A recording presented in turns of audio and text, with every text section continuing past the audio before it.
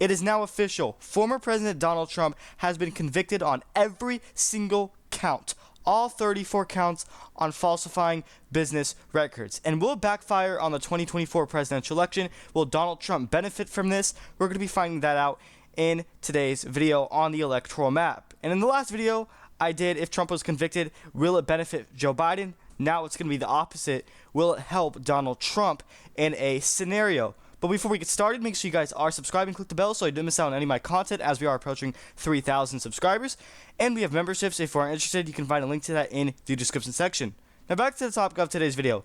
I'm going to be filling out the 2024 election map if Trump's guilty verdict would backfire on the 2024 presidential election, and will it hurt Biden? Starting off, I think Texas, Florida, Iowa, and Ohio would all go to Trump by a solid red margin.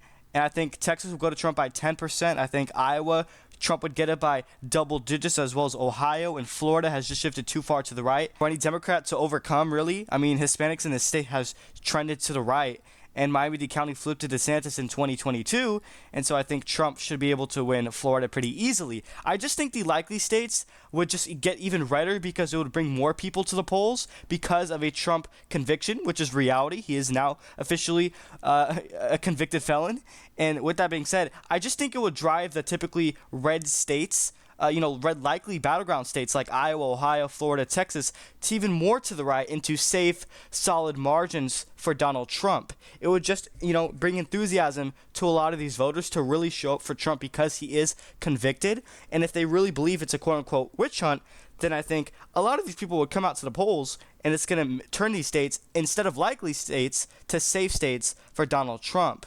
And then I think states like Colorado and Mexico, regardless, even if Trump is convicted, which he is officially now, I still think Biden should comfortably win those states. In my opinion, those states are not pro-Trump at all. Colorado's actually trending to the left, even though it's still pretty much a Democratic swing state. And then as far as New Mexico goes, I think Albuquerque's a Democratic stronghold. It's going to be hard for Trump to pull a lot of that support away. And I just think Biden should comfortably win both Colorado and New Mexico, even if he's convicted, which he is, by 7 to 10% at the end of the day. And now the lean states for Donald Trump, in my opinion, would be Georgia, Arizona, in Nevada, if the conviction does backfire, as well as Wisconsin, Michigan, and even North Carolina. So if you take a look at recent polling in the state of Georgia, the latest one from Cook Political Report, pretty accurate, I would say. Trump's up by 4 in the state. And actually, Georgia polls underestimated Biden back in 2020 by roughly 1%. So if this were to be true, Trump's going to actually win Georgia by a lean margin in 2024. And Biden swung the state 6 points to the left. A lot of it had to do with African-American turnout. Biden, surged among them, especially in the Atlanta metropolitan area. And I just don't think he's going to crack nearly 90% that he got. I think Trump should be able to gain among black support, and it's going to be enough for Trump to flip the state in Georgia in 2024. And if the, conviction really brings enthusiasm among the Republican base, I definitely think Trump is more than likely going to flip Georgia. And now as for Arizona, in this 5A race with all the third-party candidates included, independent RFK, Cornelius, Jill Stein, Donald Trump is winning in the state of Arizona by the same amount he's winning Georgia by 4%, which is going to be a lean margin considering that, we have a major border crisis, immigration crisis, and whatever you want to call it. So if voters really are impacted, and if immigration is the number one priority issue to a lot of these voters, which it is at the current moment, on top of a Trump conviction scenario backfiring on the Democratic Party and Joe Biden, I definitely can see Arizona being lean for Donald Trump, and that's exactly what majority of polls are suggesting.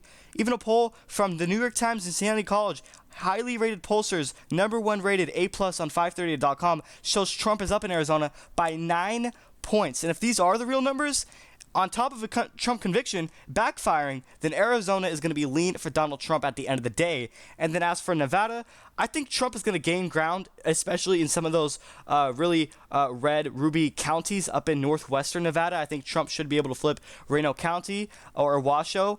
And he doesn't have to flip Clark County, but if Biden does not hold up to his numbers, Democratic stronghold, the Vegas area that he got in 2020, I think Trump is on track to win the state. A majority of polls are saying exactly that.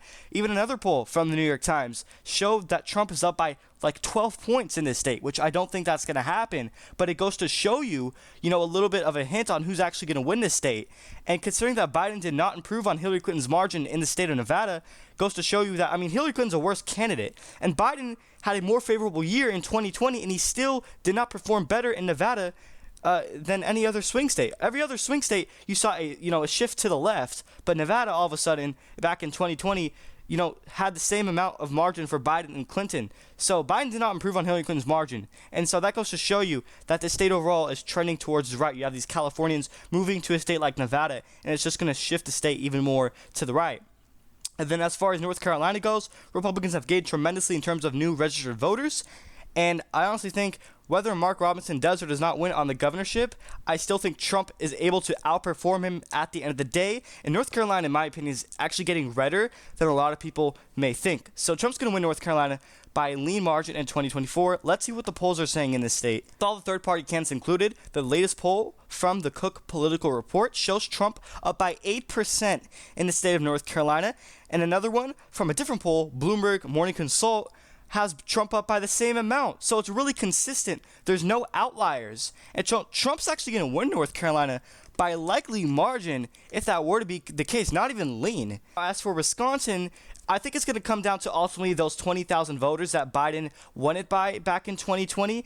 And if Trump is able to perform very well among independent and undecided voters on election day, I think it can come to his benefit. And especially if a scenario in which the conviction does backfire on Joe Biden, I could definitely see Wisconsin going to Trump by a couple points at the end of the day. As for Michigan, if you did not know, in the primaries, Trump actually received more votes than Biden did in this state. And Trump actually was facing an opponent like Nikki Haley. Biden had no primary contest, and he still received less votes than Donald Trump in Michigan as an incumbent, on top of the 100,000 people that already voted uncommitted in the Democratic primaries. So considering that, and what's happening with this Arab population, what's going on with, Israel and Palestine, I honestly think Trump's going to win Michigan in 2024, especially if the conviction backfires on Biden. I think he should be able to win Michigan by 1 to 2%. And let's see what the polls are saying.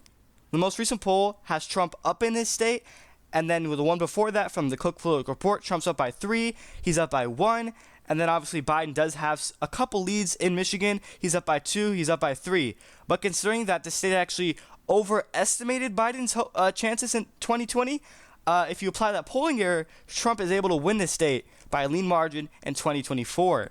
And now the tilt states for Joe Biden, in my opinion, if the conviction does backfire, Minnesota would be tilt for Biden. He's going to win that by a percentage point, which is less than Hillary Clinton's margin. And then as for Virginia, actually, a new poll shows that it is a dead tie between Trump and Biden in this state. So if that were to be the case, then Biden's barely going to win Virginia in 2024. And then even New Hampshire would be tilt for Biden, considering that this state is very anti-incumbent. They don't really like incumbents.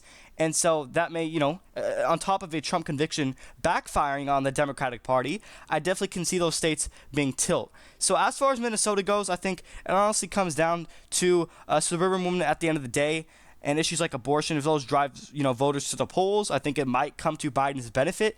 And if independents and moderates don't, support the conviction of Donald Trump, then I think Minnesota can be scary close in 2024.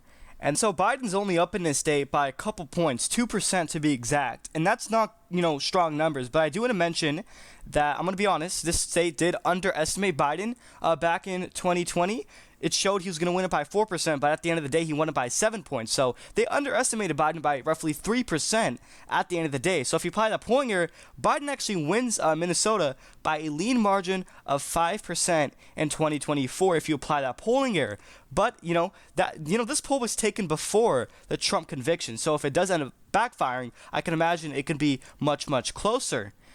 And then we go back to Virginia. When you include all these third-party candidates and independents, Robert F. Kennedy Jr., Cornel West, Jill Stein, Biden has only a lead of 2%. And keep in mind, he won the state by double digits back in 2020 by 10%.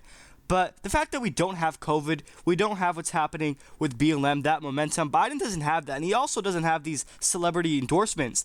And Trump was limited in 2020. We didn't have as much as third-party candidates that we do now in 2024. And it helped Trump in 2016, especially in some of these Rust Belt states. And so considering that Biden's lead in Virginia is only 2% on average, or 2 to 5, whatever you want to call it, and the latest poll has, it's tied, it can get scary close. On top of, the governor here, Glenn Youngkin, endorsing Donald Trump and the conviction backfiring on Biden, I think Virginia can get scary close in 2024. And now, as for the tilt states for Trump, I think Pennsylvania would be tilt for him. I think he's barely going to defeat Biden in his own home state. If he's able to, overperform in Philadelphia or Pennsylvania from his 2020 numbers and a lot of those suburbs there, and maybe even flip Erie County, which, by the way, Nikki Haley got a lot of that vote in Erie County in the primary, so that may be scary. But still, Biden is severely unpopular. And if the guilty verdict does backfire, I could definitely see Pennsylvania going to Trump. And a lot of polls are suggesting exactly that. In this 5A race, Trump has a lead of 3% from the latest poll from Cook Political Report. Bloomberg Morning Consult has him up by also 3, the same amount. And the New York Times, Siena College, highly rated pollster, has him up by even more, by 4%. And this state underestimated the former president back in 2020. So if you apply that polling error, he's actually going to win it by a lean margin instead of a tilt. So that's pretty much it. This is the electoral map. If the Trump guilty verdict conviction backfires on Joe Biden, Trump's going to win with 313 electoral votes. And yes, he can run from prison. And by the way, he's facing up to 136 years in prison at the max. And Biden gets 225 electoral votes. So let me know what states you agree with or disagree with in the comment section down below and your overall thoughts on the map. And do you think that the conviction will backfire or will it help Joe Biden? Let me know all that in the comment section. And one last final reminder before I close out this video is to subscribe as we are approaching 3,000 subscribers and click the bell so you don't miss out on any of my content. Also, if you are interested, we have memberships. You can find a link to that in the description section. That's pretty much it. Thank you everyone for watching.